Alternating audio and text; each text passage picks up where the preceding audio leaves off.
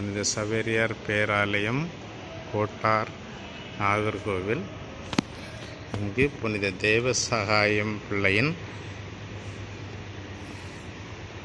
உடல் அடக்கம் செய்யப்பட்டிருக்கின்றது. ஒரு கல்லறையை நாம் பார்க்கின்றோம்.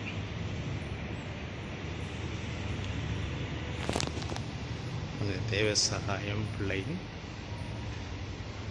நினைவாக இந்த விவரங்கள் வைக்கப்பட்டுள்ளன. உயிர்ப்பு காலம் யூபிலி 2025க்கான ஜெபம், உயிர்த்த ஆண்டவரின்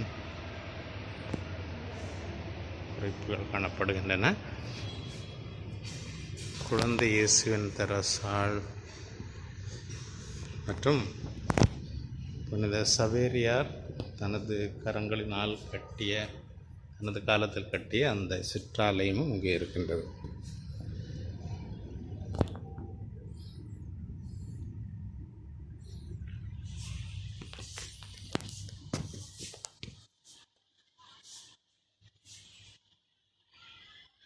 சவேரியார் திருப்பலி நிறைவேற்றிய திருப்பீடம்.